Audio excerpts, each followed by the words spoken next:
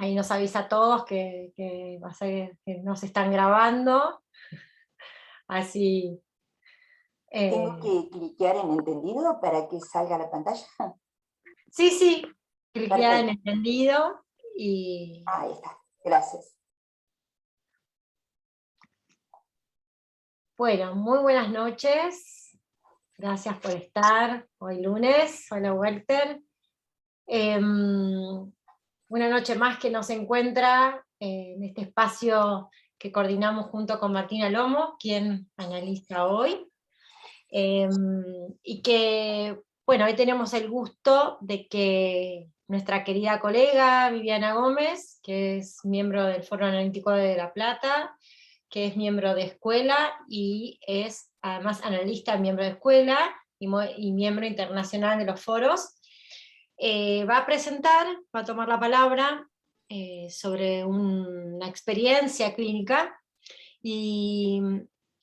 Y bueno, yo me voy a hacer un poco la articuladora, pero creo que el espíritu de la coordinación hoy va a estar también por Rodrigo Avínzano, que nos pareció junto a Martín que era como la persona indicada, porque él está investigando hace mucho tiempo esta temática de las anorexias, de las bulimias, ha escrito 2 libros, uno es el más antiguo, que no es tan antiguo tampoco, que es Lecturas freudianas de la anorexia mental, y el último es Del alimento a la pulsión, genealogía de la anorexia lacaniana, 2 ediciones además de nuestra querida Escabel, por Escabel, así que recomiendo mucho esa lectura, y creo que Rodrigo también hoy va a ser un aporte súper rico a la conversación.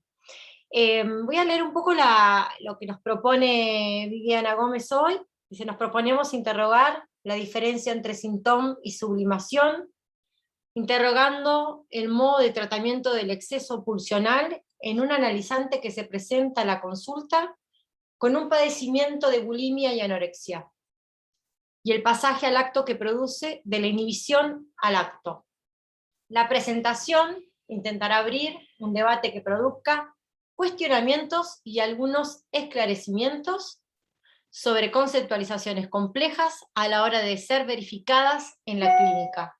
Bueno, más que interesante, digamos, la propuesta de Viviana, la verificación en la clínica, o la clínica o la teoría que se verifica en la clínica, ¿no? Como hay un ida y vuelta, ¿no? ¿Cuál es el punto de partida? ¿La clínica o la teoría? Creo que es un eje interesante a pensar, sobre todo en este espacio. Así que bueno, le doy la palabra, no sé si Rodrigo quiere hacer alguna introducción primero, Sé o que me quiere habían primero... invitado porque íbamos a hablar de música, pero bueno. Ah, claro, un sí sostenido, tal cual, me olvidé decir el título. Me debatía, bueno, pues Martín también es músico, así que pensé Ah, que venía bueno. por ese lado, pero bueno. Me sentía más convocado por eso, capaz. Bueno, yo creo que tiene que ver con las dos cosas, claramente.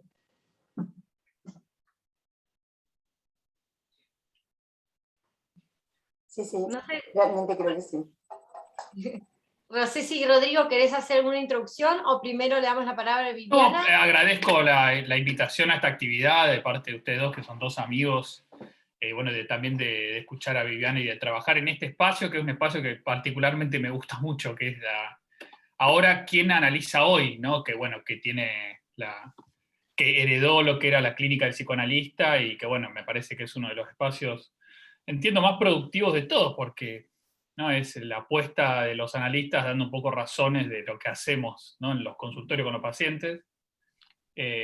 Así que para mí siempre un gusto participar bueno, me toca en esta temporada, me toca ahora, y me toca el próximo capítulo, y me tocó 2 veces en la anterior versión, así que es un gusto para mí.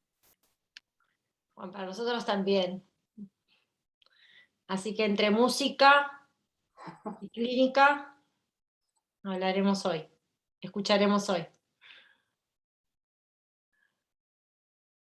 Viviana, te Bueno, dejamos la palabra. bueno, antes que nada, gracias Estamos todos oídos. Sí, gracias por la invitación. Realmente es un caso que yo lo trabajé hace muchos años ya, de un analizante que en este momento ya no está en análisis, y que me parece que en su momento yo hice una pequeña presentación en la cual tenía algunos interrogantes, y con el correr del tiempo me suscitaron otros, ¿no? Fue un caso que en realidad yo lo pensé como una salida, en realidad, por la vía de la sublimación, pero conforme bueno, fui haciendo un recorrido un poco mayor en relación a lo que tenía que ver con el saber hacer, saber arreglárselas con el síntoma, realmente me entraron muchas dudas, y realmente pensé que además este era un espacio como para que pudiéramos esclarecer estos puntos que por lo menos a mí particularmente me resultaron como, tanto el de sublimación como mucho más el de saber arreglárselas con el síntoma, difíciles de encontrarles la lógica, ¿no? Los criterios analíticos que marquen la lógica de la resolución de este análisis, que fue una salida de análisis, ¿no? Con un final que, pero que preferiría llamarlo salida de análisis. Luego podríamos a lo mejor preguntarnos qué tipo de salida fue, ¿no? Bueno, yo antes que nada voy a hacer brevemente una pequeña introducción, si de algo que todos ya conocemos, pero que a mí me funciona un poco como encuadre, ¿no? Que son algunos conceptos, más que conceptos, algunas articulaciones que hace Freud respecto al concepto de sublimación y que hace Lacan en el seminario 7. Obviamente Lacan no es el único seminario, no es lo último que dice sublimación en el seminario 7, sino que después del 20 vuelve a hablar, pero realmente no consideré estar en este momento a la altura de poder enfocarlo desde allí. Por ahí, más adelante podrá ser. Así que empiezo. Con Freud. En 3 ensayos para una teoría sexual, Freud enfatiza que el destino de las pulsiones sexuales perversas de la infancia continúan siendo productivas como en la infancia, pero son mantenidas alejadas de su meta por impedimento psíquico y empujadas hacia otras numerosas vías, hasta que vienen a expresarse en formas de síntomas. Sin embargo, otro destino de estas pulsiones sería la sublimación. En este caso, el monto excesivo encuentra una derivación en otros ámbitos, por ejemplo, en la actividad artística. En un recuerdo infantil de Leonardo da Vinci, entenderá que la exigencia de la pulsión sexual en gran parte podrá, gracias a la preferencia precoz por la avidez de saber de orden sexual, sublimarse en empuje al saber de orden general y escapar así de la represión. En este caso a mí me pareció interesante poder aclarar algo que, si tenemos tiempo después, ¿no? Lo comentaré un poco más, que es que Freud, en un recuerdo infantil de Leonardo da Vinci, hace también una diferenciación, ubicando, situando de ciertas obras de Leonardo que han sido derivaciones de la pulsión a través de la sublimación, y otras, como por ejemplo La Última Cena, que él dice que justamente en esta obra tuvo que ver con una pintura que se realizó a partir de una compulsión, ¿no? Una compulsión típica de lo que tenía que ver con el tipo obsesivo de Leonardo, ¿no? Lo cual a mí me pareció muy interesante, este aspecto que él diferencia, ¿no? Bueno, y mencionando por último, introduciendo el narcisismo, comenta que la sublimación permite satisfacer las exigencias del yo, sin estimular la represión, y ello por el cambio de dirección de la pulsión hacia otro fin u otra meta.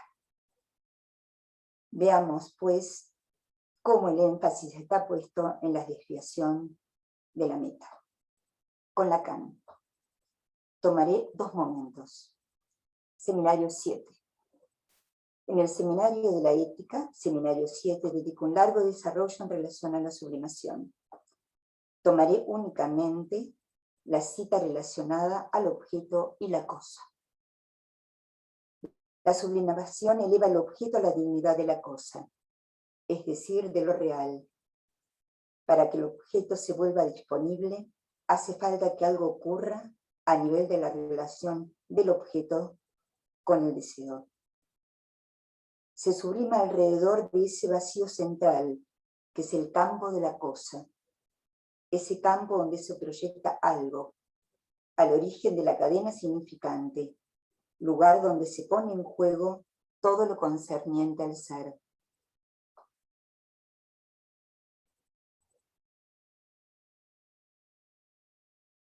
La pulsión no tiene objeto, sino sus singularidades lo demuestran como uno accidental, normal o no, que se encuentra viniendo a significar, sea al modo de un relámpago o una relación permanente, los confines de la cosa, es decir, de esa nada, alrededor de la cual toda pasión humana estrecha su espasmo con modulaciones cortas o largas de retorno periódico.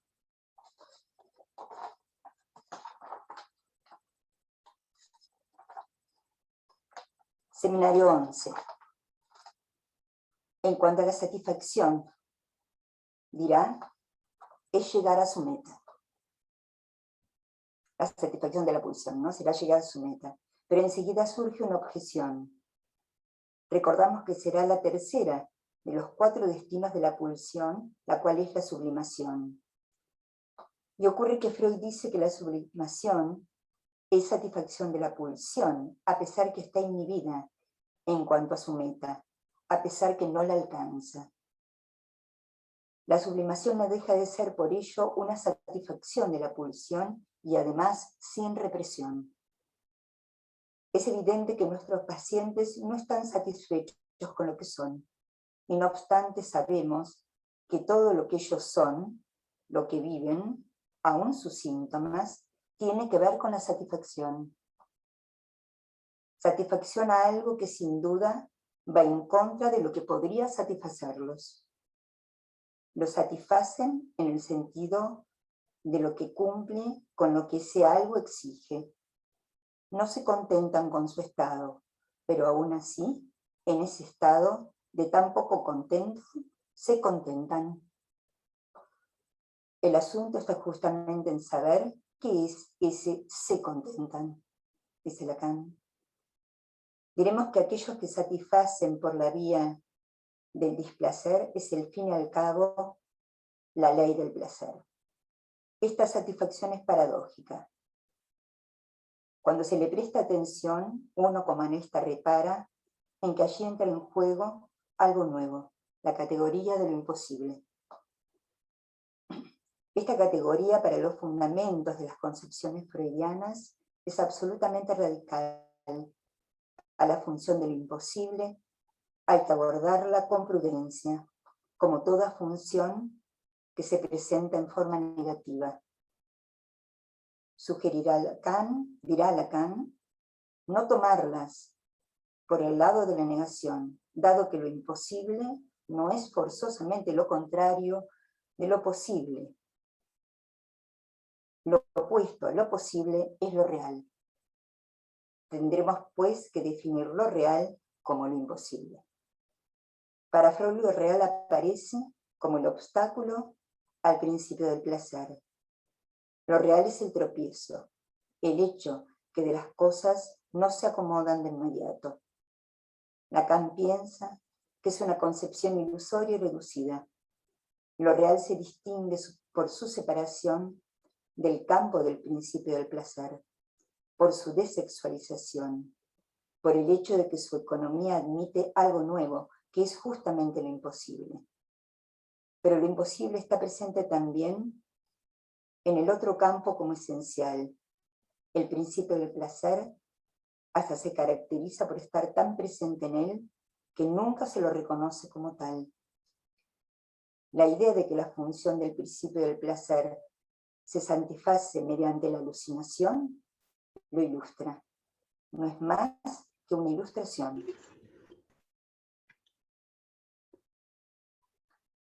En cierto, dice, al dar con su objeto, la pulsión se entera precisamente que no es así como se satisface. La pulsión oral no se satisface con el alimento, sino con el placer de la boca misma. Freud lo dice con claridad. En cuanto al objeto, que quede claro que para la satisfacción de la pulsión no tiene ninguna importancia, es enteramente indiferente a la función del objeto pecho, objeto causa de deseo, según la noción propuesta por Lacan. Tenemos que concebirla de modo que nos permita decir el lugar que ocupa en la satisfacción de la pulsión. La mejor fórmula, me parece, dirá Lacan, es la siguiente. La pulsión contornea al objeto y allí encuentra su satisfacción. Bueno, pasaré ahora a citar lo que tiene que ver con el caso clínico al cual titulé Un sí sostenido. ¿No? Justamente vale el equívoco.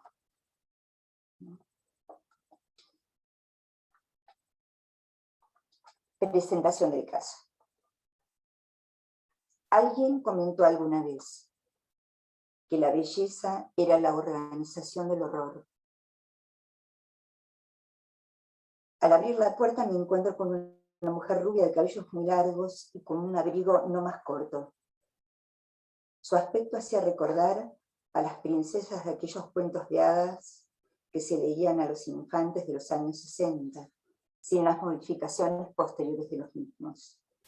Me mira y esboza una sonrisa, la cual hizo que ese imaginario de serena belleza rompiera el espejo al mostrar el horror de sus dientes y el goce mortífero que degustaba su boca.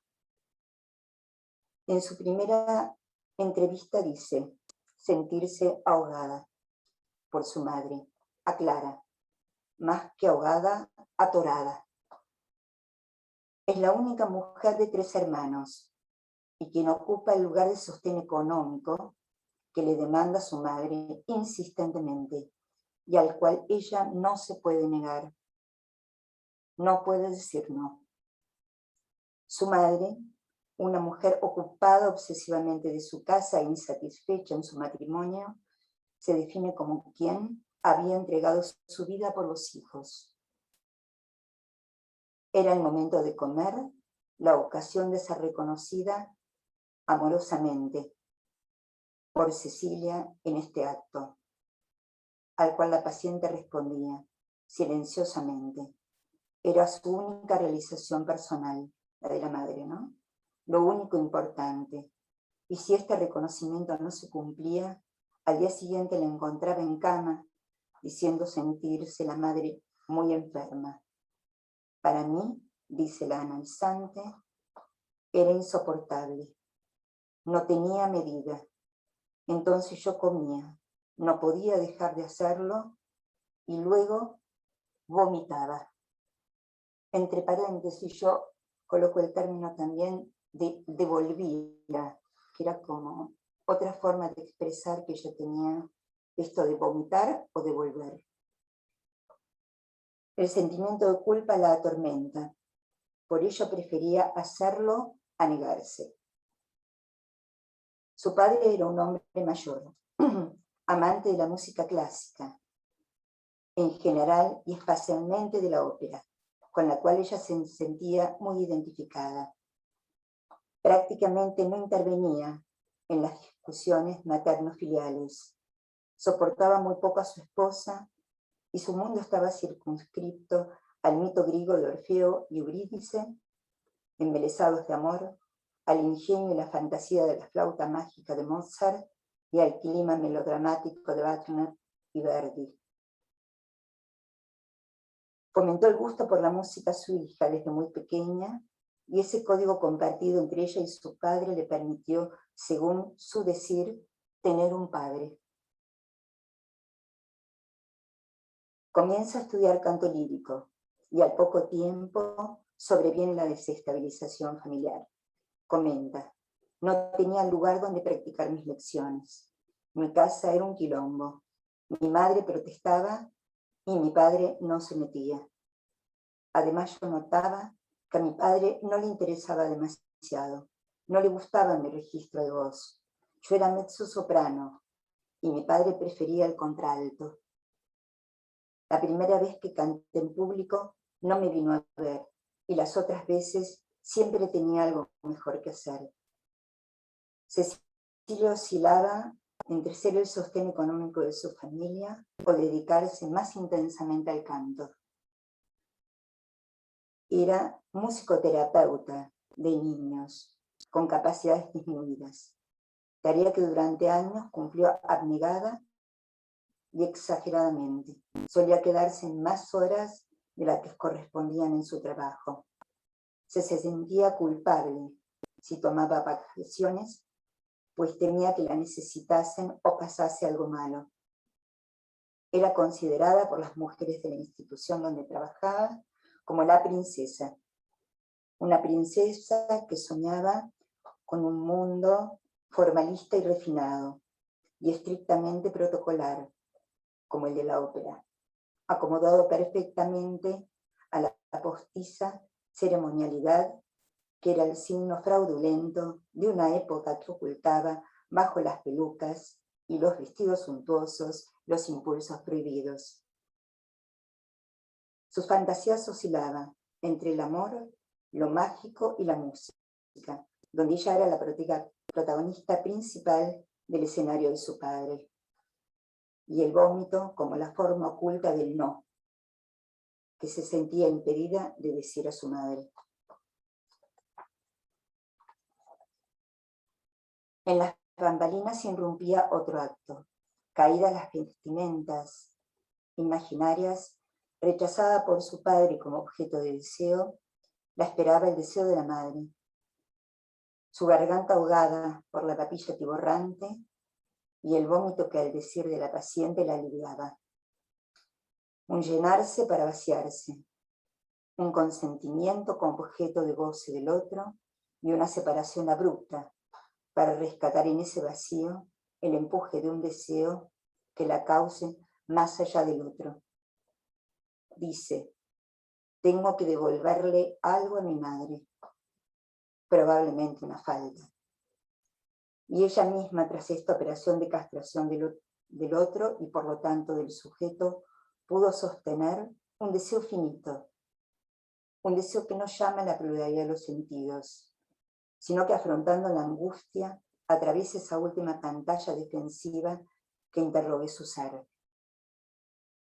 Transitaba su cuarto año de análisis, un análisis que interviene en relación a la separación de ese goce mortífero.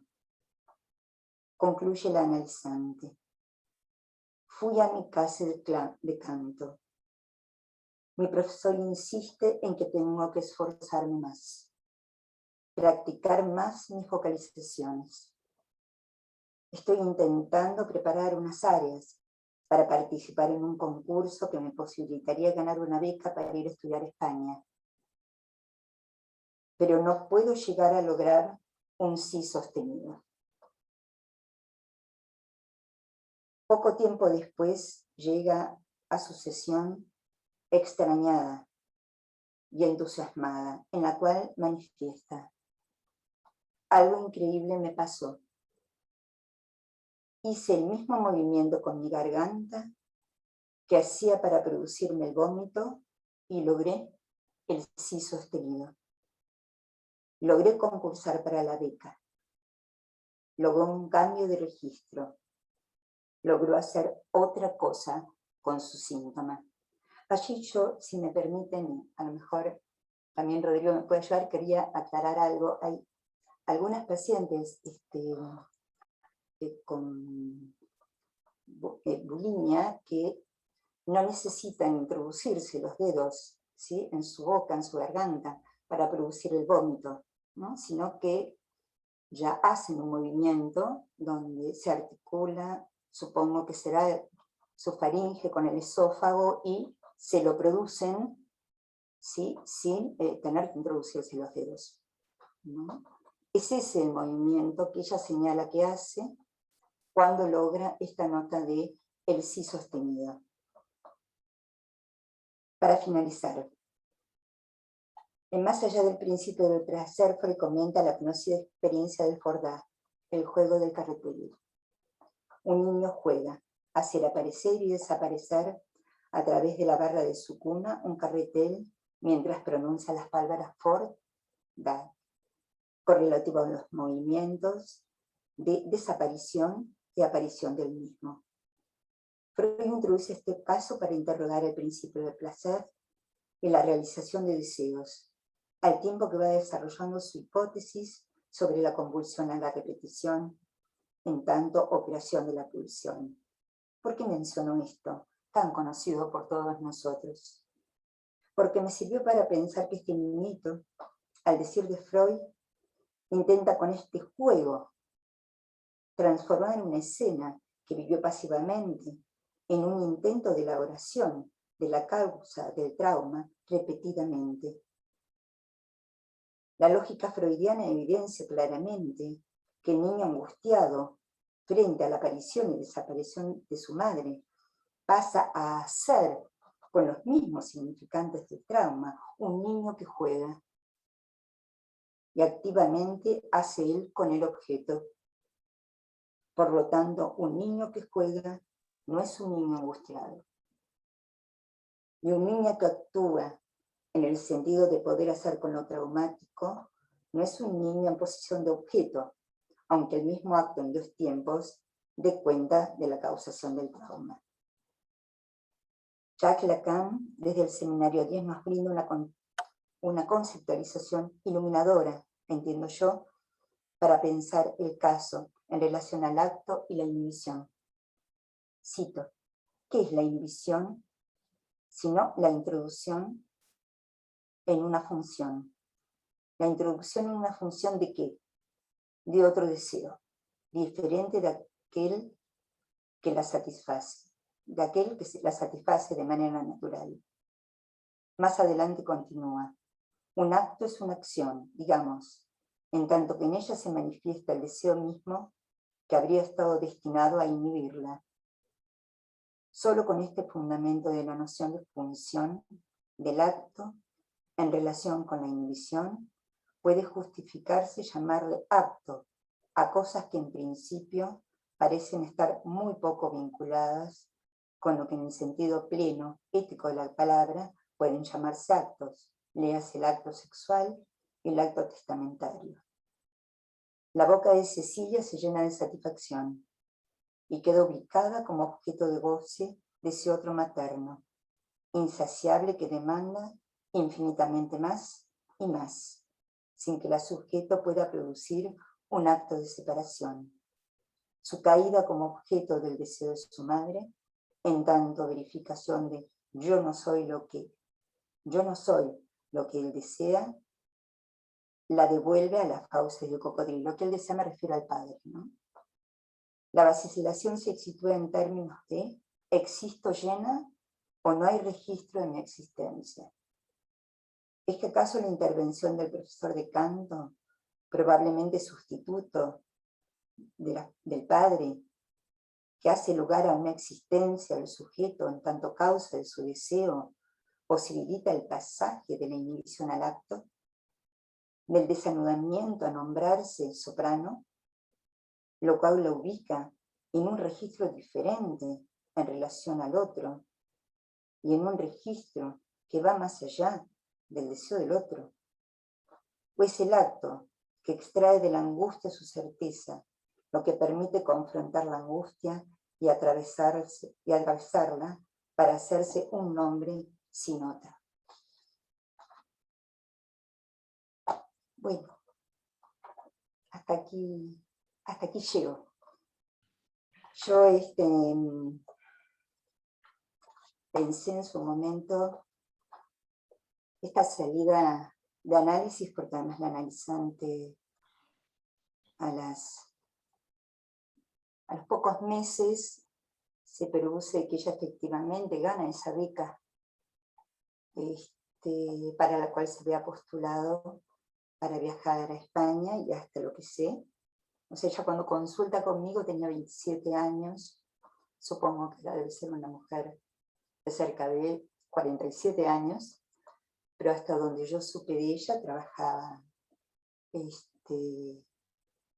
había dejado su trabajo como musicoterapeuta, se dedicaba al canto lírico, por lo que me enteré por otras personas que en su momento supieron de ella.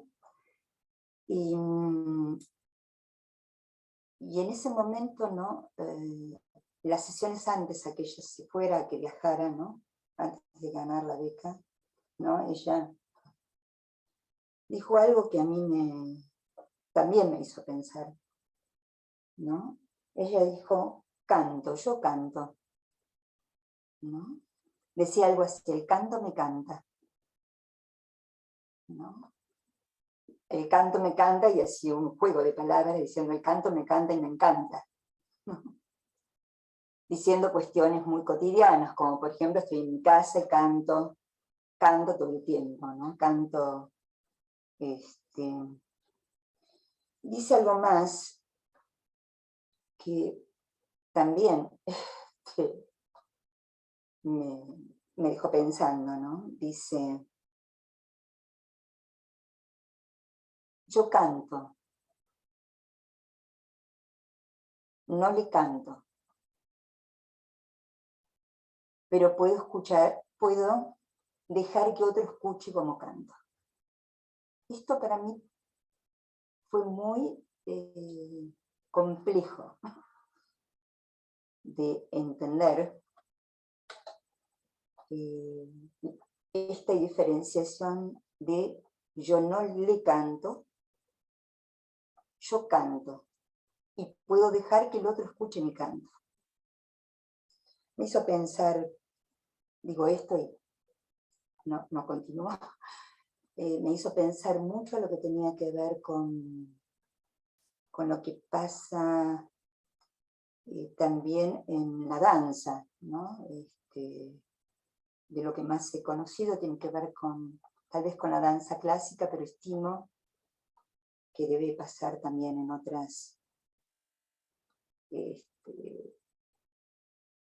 artes, que es justamente es escuchar la música y responde el cuerpo. No hay ninguna forma de saber acerca de lo que se está tocando, ¿no? Y un yo ahí, escuchando, ¿no? Para saber qué movimiento hacer. Es más, si ello ocurriría, probablemente no se podría producir el movimiento, ¿no? Ese pensamiento, ese saber, ese modo de saber interferiría, ¿no?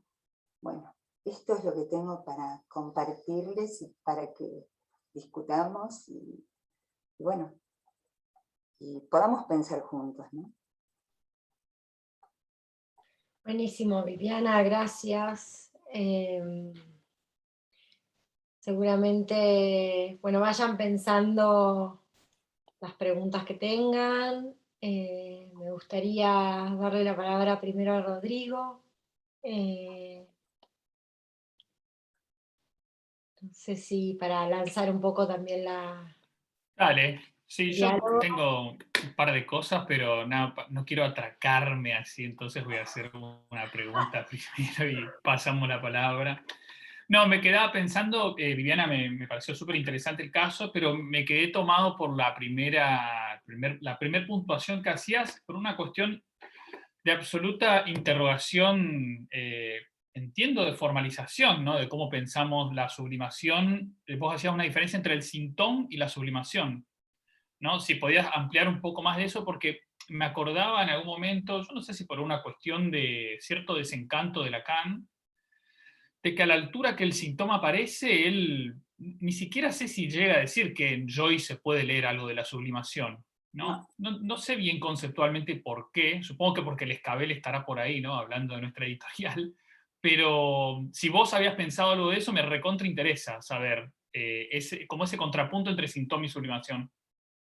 Mira, yo, en realidad fue lo que a mí me creó justamente la duda en relación a este caso, ¿no? Yo en su momento lo había pensado como una sublimación. A mí también justamente me llama la atención que a la altura del síntoma Lacan prácticamente no vuelve a hablar de sublimación, o por lo menos yo tampoco lo he encontrado en lugar alguno. A mí me pareció en algún momento en este caso, ¿no? En Cecilia, que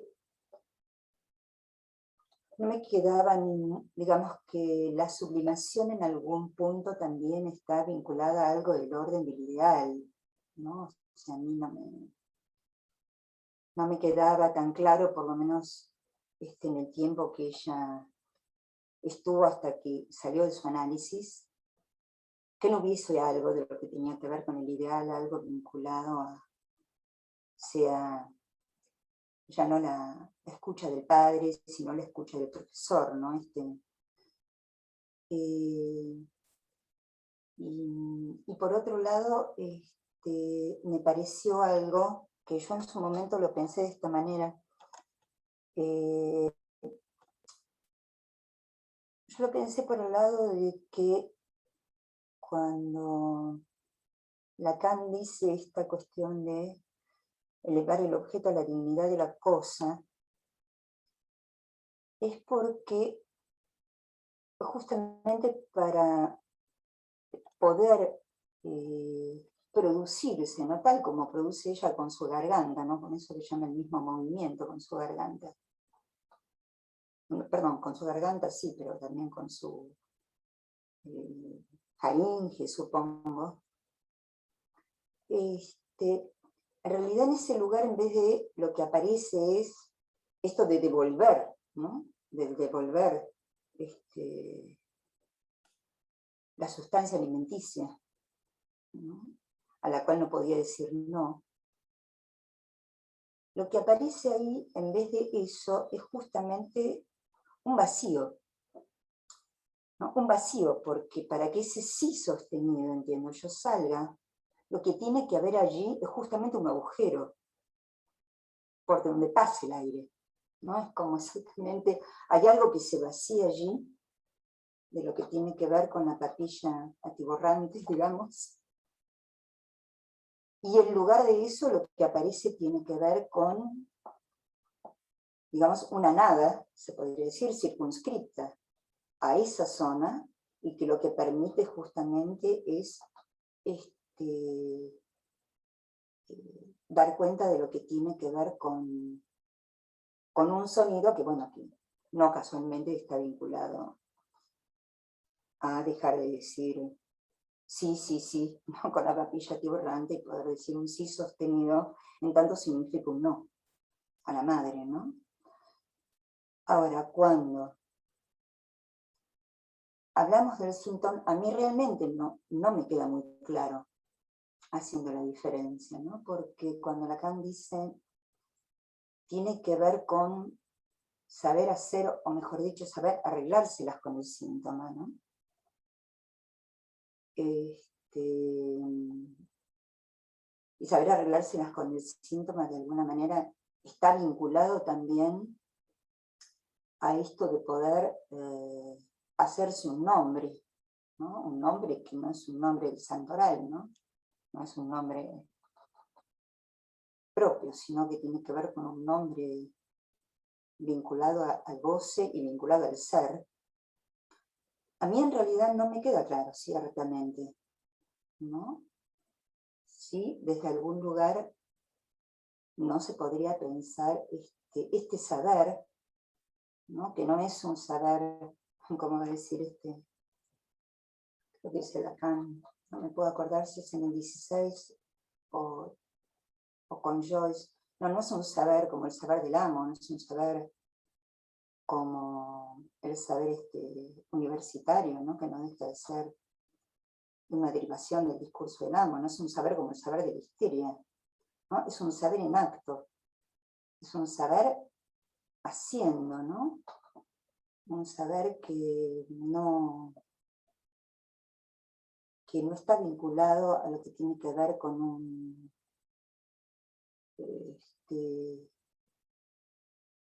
digamos, con un sentido en términos de algo cifrable, algo que tiene una cara descifrable, como podría ser el síntoma tal como nos los enseñó Freud, o lo tomó Lacan también en los primeros tiempos, ¿no? Sino que justamente de lo que se trata allí tiene que ver con una especie de algo bastante difícil a mí me resulta de explicar, tal vez sí de transmitir, que es ese saber que es únicamente en acto. Únicamente en el acto mismo se sabe. No tiene nada que ver con lo epistémico, no tiene nada que ver con ninguna búsqueda de sentido. Es ahí donde se realiza. Cuando se realiza se sabe. Y por otro lado, yo no manejo demasiado la lengua francesa, digamos por lo menos en sus detalles, ¿no? Pero creo alguna vez haber escuchado que hay un término, hay un verbo, que es el verbo vouloir, ¿no? Que es si no me equivoco, ¿no? Ustedes me dirán que es el verbo querer, ¿no? Pero que no es un querer al modo del desear, ¿no? No es un querer al modo del anhelo, ¿no? Sino que el vouloir es como un querer que se pone en acto, es un querer haciendo, es un querer donde hay algo del acto ubicado allí, es un saber extraído del acto, ¿no? Y es de ese acto que se extrae un saber, uno podría decir, ¿no? Realmente no soy capaz de poder responderte mucho más, tal vez a lo mejor. Pero sí yo he notado esta esta falta que vos decís, por lo menos en lo que estoy investigando hasta ahora, ¿no? Que es cómo Lacan deja el término aparentemente sublimación, ¿sí? Prácticamente a partir del seminario 22, 23, ¿no?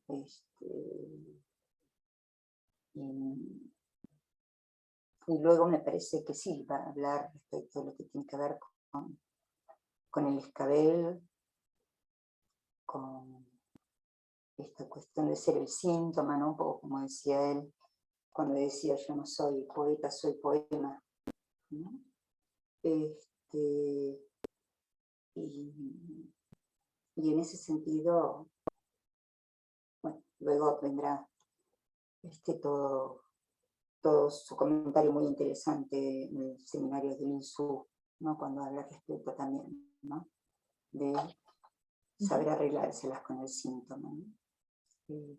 Pero realmente sería como un punto que, digamos, lo tengo en investigación. Está muy bien. Igual no habría que por ahí pensar el estatuto tanto en la sublimación o en el síntoma del cuerpo, cómo toma otro estatuto el cuerpo como instrumento también, del síntoma o del síntoma, ¿no? O de la música en este caso, del sonido, de la voz, del oral a la voz, capaz como un movimiento también de objeto. Pero bueno, hay un par de preguntas que podemos tomar también para continuar con esto que que más allá de lo teórico, creo que abre algo muy clínico, que es una problemática muy actual, de sintomatología muy, muy actual, que compromete al cuerpo, que compromete lo vital muchas veces, y que el psicoanálisis tiene mucho para decir. Tenemos preguntas de Alicia y Florencia. Alicia primero. Sí, por ahí, bueno, en principio te agradezco, Viviana, la presentación, porque me parece que habría muchas cosas para mencionar de este caso. La primerísima parte no la escuché. Vos le pusiste Cecilia ¿es el nombre de la Es paciente? el nombre de la paciente. Bueno, por ahí es de Perogrullo, pero es la patrona de la música. No sé si... Ah, no lo sabía. No, o sea, recién justamente atendí una paciente que mencionó eso, justamente me quedé pensando si había sido dicho o no por vos, pero incluso fue así como la paciente lo relató respecto de su propio nombre, y dijo, sí, este nombre tuvo que ver, bueno, no importa la historia de la paciente, con que Santa Cecilia es la patrona de la música. Entonces me quedé muy impactada, porque cuando empiezo a escuchar digo, bueno, haber escuchado el nombre o no, en el sentido me quedé con lo de patrona de la música, ¿no? Que digamos, de alguna manera el nombre, en ese punto no es sin importancia en este caso. Y también decir que es un caso que muy... Se cortó tu voz. tan doliente. La verdad que te Por quería favor, agradecer. Alicia, perdón, Alicia, ¿podrías retomar porque se me congeló en un momento y no te escuché? No, que me parecía que lo del sí sostenido, yo lo tomaría del lado de la música, del lado del sí sostenido, pero también de un sí sostenido del lado del deseo del analista de tu lado. Me parece que no es este pasaje a este punto, digamos, de saber hacer, ¿no? De saber hacer con el goce, con ese goce que fue doliente toda la vida, no es sin tu lugar, digamos. Ciertas intervenciones tuyas marcan ahí un sostener, el sostenido, el sí sostenido, me parece que proviene sobre todo del lugar tuyo, en la cantidad de años en que vos pudiste acompañar, más allá de lo que los avatares de la transferencia, que pudiste acompañar a esa paciente a ese pasaje del goce, del síntoma, a algo, sí, que yo no dudaría en llamar del orden del síntoma, en el sentido que menciona justamente Lacan, de saber hacer con el goce, digamos, de arreglárselas, pero no sin la intervención de alguna manera de este análisis, sí sostenido de tu lugar, digamos, ¿no? Bueno, por ahora esto. Gracias. Florencia. Sí, hola. Hola. Hola, Viviana, una alegría de escucharte. Muy interesante el caso, muy bien situado, me parece que también habla de todo un trabajo realizado a lo largo de esos años. Presentar un caso y poder situar, como vos has situado en poco tiempo, estas coordenadas hablan de todo un trabajo realizado. Pensaba que siempre nos resulta difícil esta diferenciación entre la sublimación, como Freud la plantea, y como la plantea Lacan, que no la plantea demasiado, pareciera, ¿no? Sino su fin de análisis, que en algún momento dice que no hay que confundirlo con la sublimación.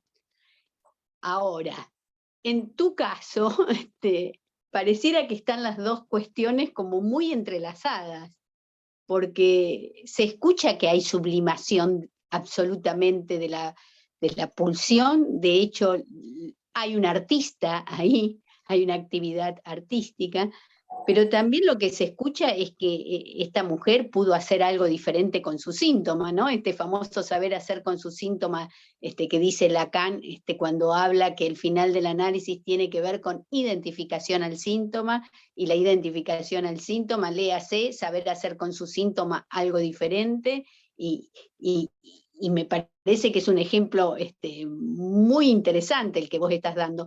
Yo no sabría diferenciar ahí cuánto hay de sublimación y cuánto de saber hacer con su síntoma, pero que da cuenta que realmente hubo algo del acto, ¿no? En esta mujer, porque no es que ella hace todo esto para huir del hogar e irse a España solamente, sino que hace de eso una forma de vida. Se transforma en cantante lírico, más allá de esta madre estragante que le molestaba que hiciera las lecciones de canto, y de un padre que se encarga de decirle que no era bueno ese registro que tenía, que no era reconocido, y hace un propio registro. Y además lo que vos te enterás que se dedica a eso y vive de eso. Bueno, me parece que esto es realmente haber salido de la inhibición y haber pasado al acto propiamente dicho. Entonces, no sé si vos podés decir, bueno, esto fue un final de análisis o fue solamente una salida, pero que indudablemente hubo análisis y que hubo algo distinto, me parece muy, muy interesante. Sí, sí. ¿Puedo contestar? ¿Sí? Sí. Bueno. Claro. Sí, en realidad, yo tengo que reconocer que decir salida al análisis lo utilicé un poco a propósito. No me quise jugar demasiado cuando lo dije, ¿no? Estaba leyendo ayer las conferencias de Colette Soler sobre finales de análisis, un texto de muchos años, pero siempre actual, ¿no? Y un poco ella decía, me topé con esto para decir, bueno, más que final de análisis, uno puede decir, uno produce una salida de análisis y luego podrá hacerme otra pregunta. ¿Qué tipo de salida ha sido esta? ¿No? De análisis, o sea, si esta salida de análisis ha tenido que ver con un final de análisis, si esta salida de análisis ha tenido que ver a lo mejor con una interrupción, ¿no? Si ha tenido que ver con tal vez algunos de los finales como Lacan lo propone, como identificación al síntoma, o como otros finales de análisis, ¿no? Como pueden ser los finales freudianos, ¿no? De las salidas fálicas y demás. Yo realmente creo que a mí me parece sí que fue un final de análisis. Yo de ella,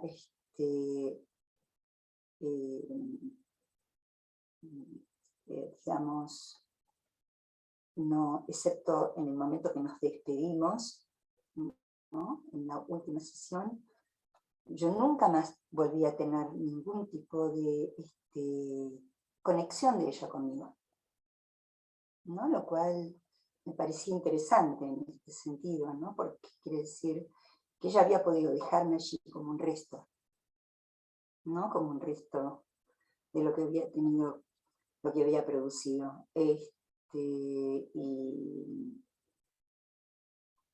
Y porque muchas veces ocurre, ¿no? Que bueno, viajan, pero hay algo de lo transferencial que parece ir a quedar dando vuelta. A mí me llamó la atención, ¿no? Porque me llamó la atención para poder formalizar un poco más cómo había sido esta salida, ¿no? Pero me llamó la atención justamente por el hecho de que nunca más supe de ella. Realmente, alguna vez cuando estaba escribiendo esto, ¿no?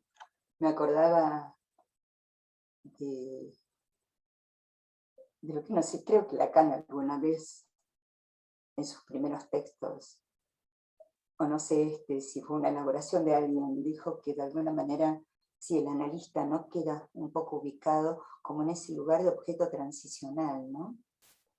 Que es para los niños, tal como lo describe Winnicott, ¿no? Donde dice que de alguna manera ha sido un objeto que ha tenido la mayor importancia para ese niño, ¿no? Incluso ese objeto desvalorizado en su apariencia, ¿no? Que podría ser una toallita, un muñequito roto, lo que fuere, ¿no? Y que lo acompaña por años y que de pronto, luego de adulto, se pone a pensar dónde quedó eso que en su momento es tan preciado, y realmente ya el sujeto ni recuerda dónde lo dejó, ¿no? Y esto me pareció también como muy interesante, ¿no? Por lo menos es lo que pude pensar respecto de ella. Algunas cuestiones, perdón. No, que pensaba también un poco, ¿no, Viviana? Que en relación por ahí a la sublimación, siempre la ubicábamos, por lo menos con Freud, como que la finalidad de la pulsión tenía como objeto algo reconocido socialmente como altruista, y que no necesariamente eso pasa en el síntoma, que puede ser un efecto añadido de ese nuevo anudamiento o esa nueva forma de registros, ¿no? de anudarse esos tres registros, pero más bien yo diría que es un efecto añadido, como ella lo dice, no es yo no le canto, sino que canto y eso genera un efecto de, no sé, ganarse una beca o algún tipo de aceptación del otro, pero no digamos que está ahí el lazo social sostenido de la misma manera que sería por ahí con el escabel. Creo que esto que tímidamente dijo Rodrigo me parece interesante para comentarlo. De por ahí hacer esa diferencia también, de herramientas teóricas distintas, ¿no? Para abordarlo. Pero no creo que Lacan también subestime a la sublimación, sino, bueno, por ahí ya estaba dicho ahí, algo de eso, ¿no? Y que la música, me interesa como ella, bueno, como vos lo decís, la diferencia entre ese sí sostenido como la contracara a un no al goce materno, un no sostenido al goce materno, y a la vez la música como algo que la acompañaba desde chica, con esa cierta identificación al padre, pero algo compartido con el padre. Ya por lo menos hay algo ahí de cierta ruptura, algo que se comparte, que se rompe. Sí, No es lo mismo, ¿no? sí, sí. Bueno, a ver, tenemos una pregunta más de Adriana. Si puedes desmutearte, Adriana. Buenas noches. Hola. Hola, Vivi. Hola, Adri. Bueno, nada, súper interesante, sobre todo por la beta de la música, que introduce muchas cuestiones de lo real, casi, diría, a un nivel de lo más primitivo, digamos. El trabajo de musicoterapeuta implica esto de un lenguaje que va como muy en el nivel de lo primitivo, sobre todo cuando se trabaja con niños, ¿no? Que hay algo de un lenguaje que se instala en un nivel vibratorio y en un nivel de un sí y un no, digamos, ¿no? Como si armara este primer momento de lo que sí o que no, sobre todo porque me llama mucho la atención que la nota sea un sí sostenido, ¿no? Que es una nota que está en desuso, es una nota vieja, digamos. Un poco preguntando, mi hermana es cantante lírica, así que le fui a preguntar ahí, es la misma nota que un do natural, dice Google. Y entonces yo le preguntaba a mi hermana por qué se llama así sostenido y no do natural, y ella me decía que la diferencia es vibratoria, es una mínima fracción de vibración. Y a mí me impresiona que esa vibración es del corte de lo real, ¿no? Cuando ella me explicaba cómo produce un cantante, la nota que está como por fuera del registro natural, es un encuentro, digamos, ¿no?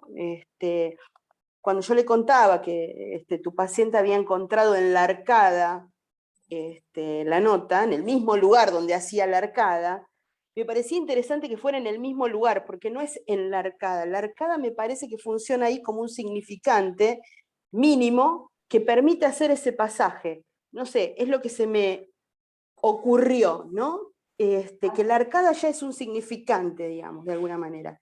La arcada, que en el momento del vómito era solo real, en el momento del canto se convierte en algo que roza el significante.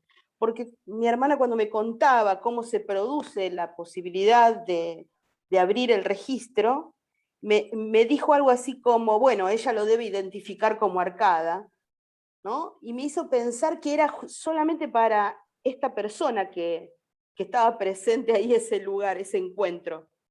No sé, intuitivamente me parece que soluciona un poco o aporta a pensar si él es del orden del síntoma o si es del orden de la sublimación, ¿no? Bueno, una intuición solamente. Bueno, gracias por el aporte además, ¿no? Lo habíamos conversado en algún momento con vos un poco esto, y sí, me había llamado también un poco la atención esto de lo que vos decís, de que fuera una nota en desuso, ¿no? Y que se la distingue como por una vibración, ¿no? Incluso es como una exquisitez, ¿no? Toda esta cuestión de ella, de su porte de princesa, es una nota que se usa en las escalas de la música barroca. Digo, que sea un si sostenido y no un do natural, es porque son distintas escalas, ¿no? Las escalas musicales que arman la serie, ¿no? Es una escala que se usa solamente en la música antigua y que es fácil de encontrar en la música barroca. La música vieja, digamos. La música vieja. Si forzamos un poco la interpretación. Gracias, Adri.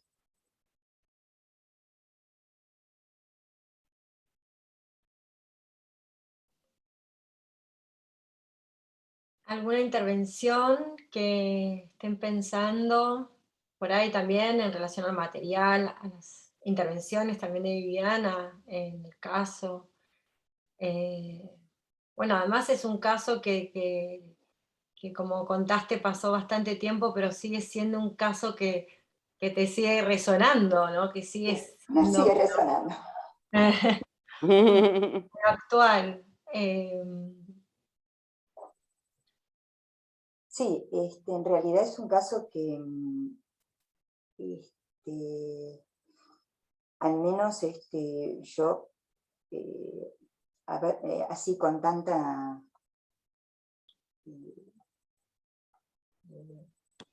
digamos, a mí me impactó un poco esto, ¿no? Cuando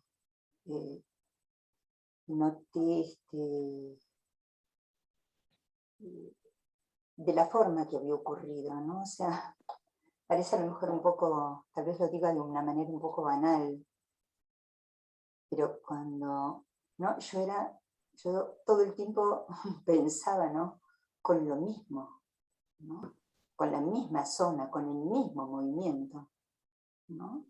Que producía lo que tenía que ver con algo de lo que era un síntoma o un acto, era un síntoma sufriente, ¿no? Que provocaba sufrimiento. No en esa misma zona, ¿no? Podría decir, se hasta podría llamar zona erógena, tal vez. Claro que sí. Nunca era como que a mí también me pasó, ¿no? Como que no era un saber solo de lo que había leído en los libros, ¿no? Era algo que allí realmente yo notaba que se estaba verificando, ¿no? Con un poco lo que decías vos al comienzo, ¿no? Algo que la clínica verificaba, ¿no? Y al mismo tiempo algo de lo que tenía que ver con lo teórico parecía estar allí puesto, ¿no?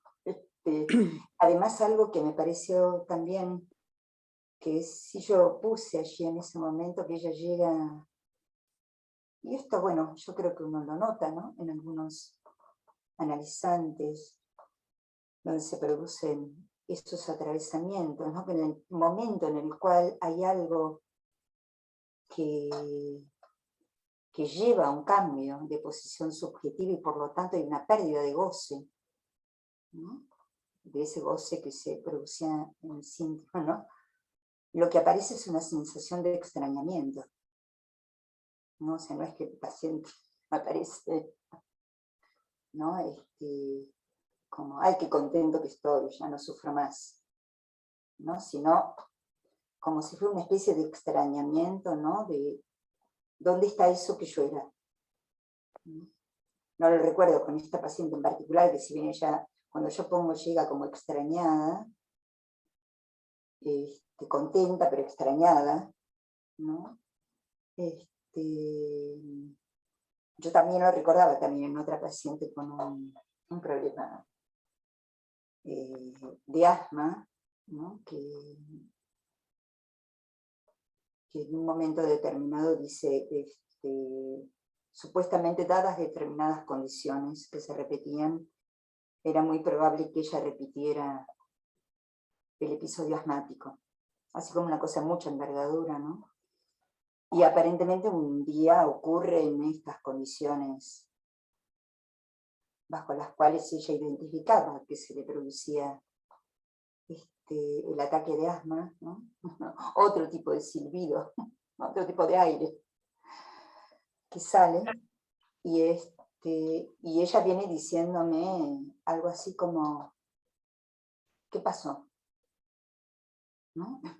Dice, bueno, alguien podría venir contento, ¿no? Me hacía pensar a esto que decía Lacan, de los sujetos que están contentos en su descontento, ¿no?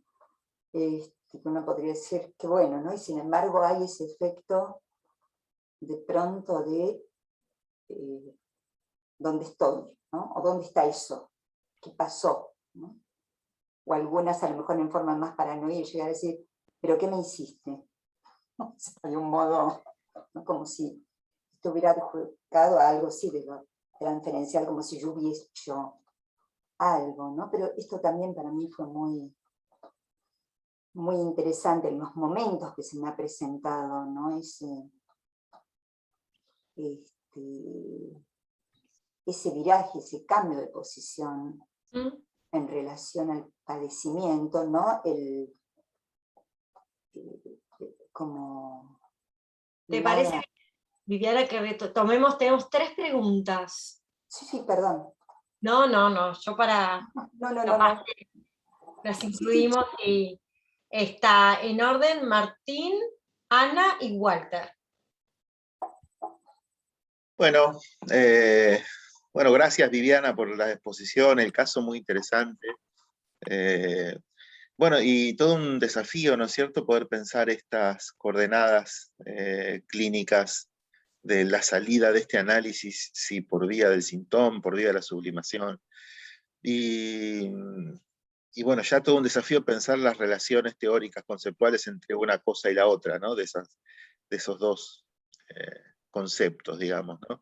O sea que está muy presente, si no escucho mal, hay algo de lo que vos estás diciendo, Viviana, de la zona erógena, de la zona corporal, ¿no? De la zona orgánica, mejor dicho, que está en juego en la arcada, y que parece que eso participa también de lo que esta persona, de lo que este sujeto hace con la música, y que parece que vibra algo allí de esa zona, con lo cual rápidamente aparece la figura del goce de órgano pero incluido en algo que formaría parte del arreglo subjetivo. Entonces simplemente me gustaría comentar algunas cosas más, algunos conceptos, nociones, ideas vecinas a lo de, al sintón y a la sublimación, simplemente para seguir abriendo la conversación, ¿no es cierto? Por favor. Entonces, por un lado tenemos la sublimación, que sabemos todos, ¿no es cierto?, que Freud o no se encontraron, o se perdieron, o quién sabe qué pasó con esos el supuesto escrito técnico sobre la sublimación de Freud, ¿no es cierto?, que ya forma parte no sabemos si es un mito del corpus teórico psicoanalítico, como es el libro de la comedia de Aristóteles que menciona Humberto Eco en El nombre de la rosa, por ejemplo. Y sabemos también que por lo que él planteaba, por lo menos en todos los textos que no son específicamente dedicados a la sublimación, habría allí un tratamiento de la pulsión de un modo tal que supondría cierta satisfacción pulsional con operación de la represión, ¿no es cierto? Entonces, esa es una cosa que ya hablar del síntoma entonces sería bien suponer otro tipo de funcionamiento estructural, o bien, como plantea muy bien Colette Soler ahí en la querella de los diagnósticos, o bien la estructura, eso que conocemos como estructura neurótica, es una estructura en la cual los 3 registros están anudados por un síntoma que se llama nombre del padre. O sea, si le vamos a llamar síntoma a lo que estabiliza la estructura. Pero supongo que al llamarle síntoma vamos por otro lado, ¿no es cierto? Vamos a pensar otro tipo de arreglo subjetivo distinto de el nombre del padre anudando los 3, con lo cual ya habría como una suposición de algún registro soltado y algún tipo de arreglo diferente. Y esto es como vecino, ya pienso en el seminario 23, ¿no es cierto?, que es la referencia que estoy tomando, y en el que le sigue el 24, ¿no? A propósito de la noción de suplencia, ¿no es cierto? Saber hacer ahí la suplencia, lo que se estira, lo que se anuda, lo que se amolda de algún modo para encontrar algún tipo de arreglo subjetivo. Entonces me parece que también, Viviana, este caso tan interesante que vos planteás, pone a conversar y plantea una discusión y un debate mucho más amplio, o sea, o mejor dicho, que el debate entre sublimación o síntomas, y ahí participan las diferencias estructurales, la pregunta, yo creo que irónica, de Colette Soler, de que entonces que la neurosis es una estructura en la cual el síntoma se llama nombre del padre, entonces todos tendríamos un síntoma que nos anuda más allá del tipo de estructura. Bueno, y por supuesto la noción de suplencia y lo del saber hacer ahí con esa idea que plantea tan interesante Lacan del bricoler, ¿no es cierto?, en el seminario en el 24, a propósito del saber hacer pero no en el sentido del bricoler que hace bricolage con la mano, sino que con alguna función logra hacer un uso subjetivo de eso que le permite sostenerse, ¿no? En este caso sería para Cecilia de un modo diferente que a la lógica del llenado y el vaciado por medio del decir que no repetidamente y devolver, ¿no es cierto? Así que nada, muy interesante, y simplemente digo esto como para Muchísimas gracias. aportar a abrir un poco más a seguir abriendo la conversación, ¿no? Muchísimas Ana, gracias. ahora tomamos un par de preguntas, Viviana, de intervenciones y después Hola, continuamos. ¿qué tal? Bueno, primero agradecerte el caso. Yo te comento, yo soy cantante lírica. Y sí, Bueno, acá estamos. Y todo el tiempo estuve pensando mucho en esto, esa zona comprometida, ese mismo lugar. O sea, sí, en la arcada, en el canto, baja la laringe, sube el paladar, físicamente eso. Pero no es, si bien es al mismo lugar, no es sin un cambio de posición que podés ya no fonar un sí, sino cantarlo. Sí, pienso, sospecho, o me gusta creer tal vez, que si no fuera por el trabajo en análisis y por este cambio en su posición, no hay manera de que aún, teniendo el movimiento súper aceitado, no solo conquistara ese sí sostenido, sino que pudiera sostener un sí. ¿Podrías No es, explicarme nuevamente eso que dijiste de no es únicamente con el mismo movimiento? claro, o sea, el movimiento físico es como cuando provocas un bostezo, Ajá. baja la laringe, si vos te la tocas, sentís que baja, sube la parte de atrás del velo del paladar. Es lo mismo si querés provocar una arcada, lo haces con mucha más fuerza.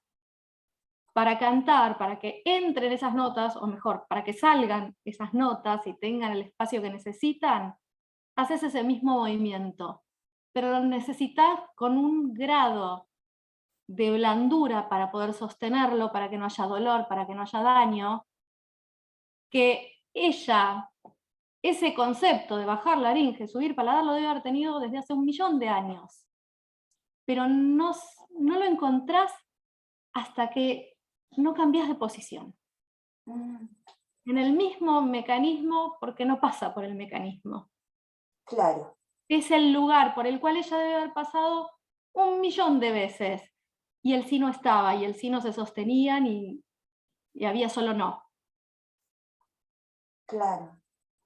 Es esto, sin un cambio de posición que es mínimo, que físicamente casi que ni lo percibís, pero que un día lo encontrás en el mejor de los casos, que se puede sostener algo de ese sí. Ay, qué interesante, qué interesante. Muchísimas gracias. No, Gracias. pero todo el tiempo pensaba como es el mismo lugar, pero no es el mismo lugar. Bueno, Es un como lugar pasa re en los distinto. análisis, donde de golpe algo que se supo siempre, de golpe toma otro estatuto. Bueno, buenísimo, Ana. Walter, Hola, ¿qué tal? Buenas noches. Bueno, gracias Viviana. Bueno, en realidad yo no soy cantante lírico, pero sí estudié canto muchos años.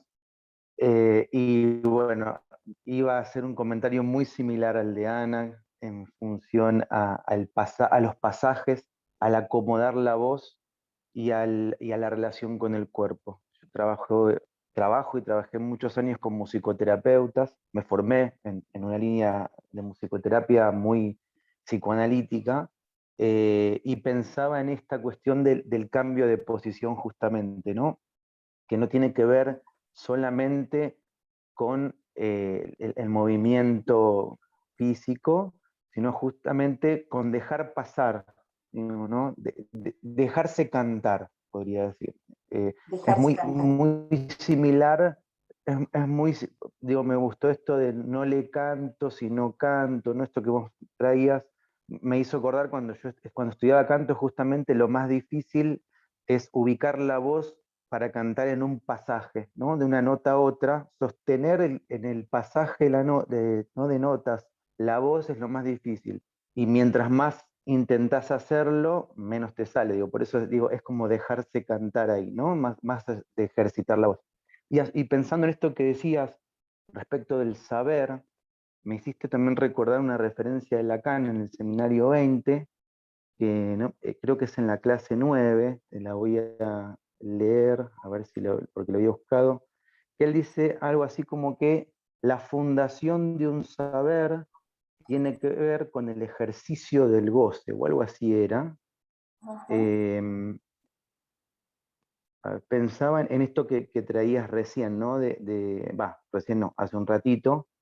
Eh, en, Ahí te la leo, mirá, porque estaba buscando, dice, pues la fundación de un saber es que el goce de su ejercicio es el mismo que el de su adquisición, ¿no?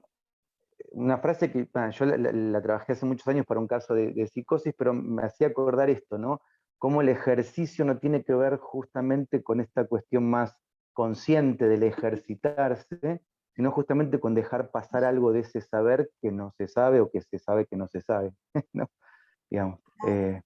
Así que, bueno, Claro. simplemente ese comentario, gracias. Muchas gracias.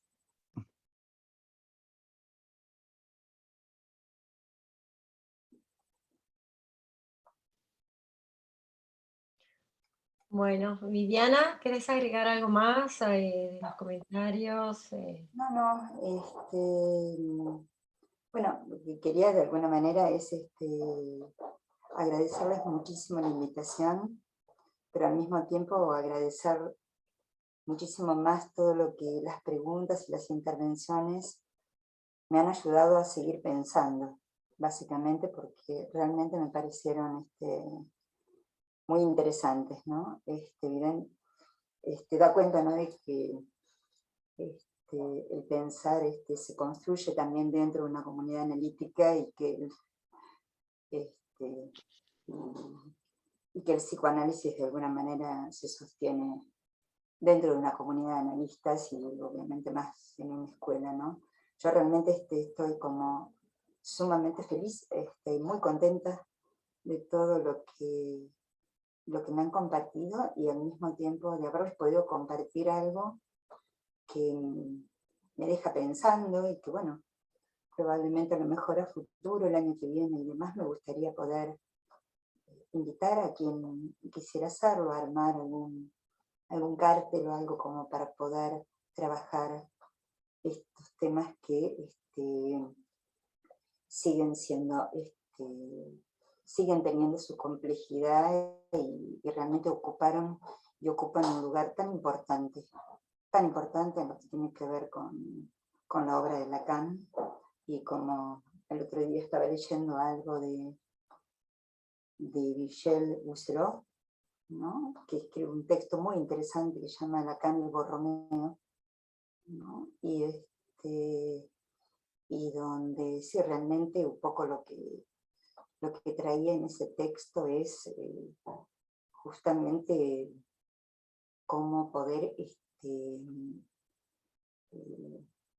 no pensar solamente en relación, teóricamente, estos conceptos, estas formalizaciones que nos brinda Lacan, sino cómo, de alguna manera, producir una verificación, ¿no?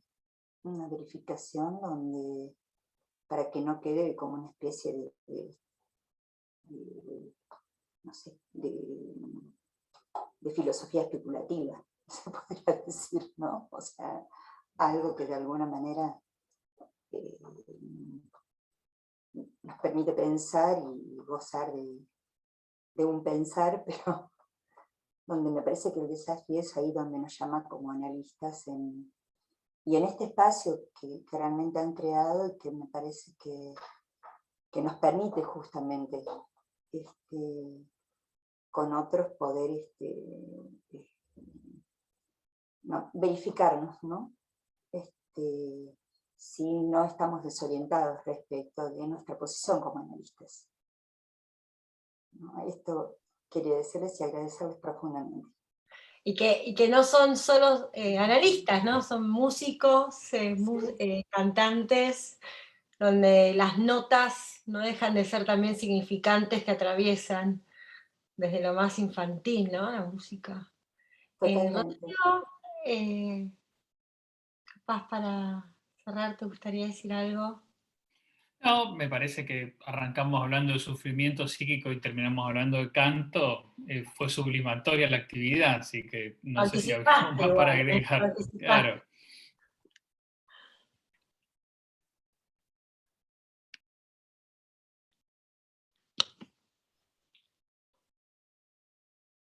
Bueno, los invitamos a seguir compartiendo estos espacios. Creo que también, Viviana, en relación al